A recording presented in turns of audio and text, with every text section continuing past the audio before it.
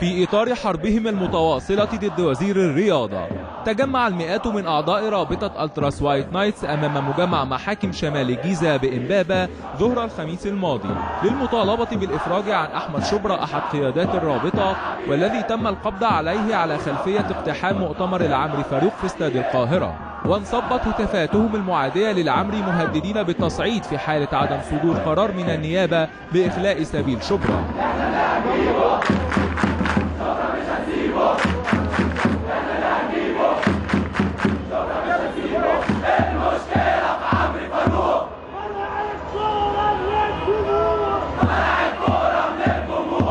وبعد ساعات من الانتظار جاء الخبر السار بإخلاء سبيل الخال شبرا كما يلقبونه بكفالة 1000 جنيه.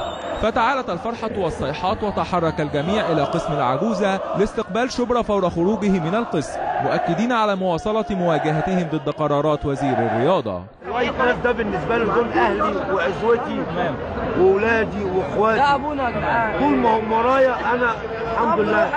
الناس دي بتعرف في الأصول وعارفة الصح فين والغلط فين. مستمر أنت معاهم في مسيراتهم ضد العمري فاروق؟ إن شاء الله. أنا لحد ما أموت كده أحكم بعلم الزمالك، والرجالة دي معايا عمري ما اقدر استغنى عنهم، وانا هم يعني احنا كلنا راجل واحد، ولو اي حد اتاخد غيري هيتعمل نفس المعامله. انا بقول له ماتش افريقيا اللي جايبه جمهور محدش يقدر يمنعنا بعد كده، والمعامله هتبقى بعد كده مع اسامه ياسين. ماتش افريقيا اللي جاي هيكون قدام الاهلي. ان شاء الله يا جمهور. ان شاء الله.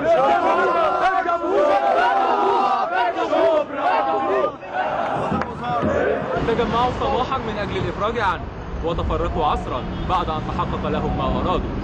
تابع لكم المسيرة أحمد خيري لسوبر كورة.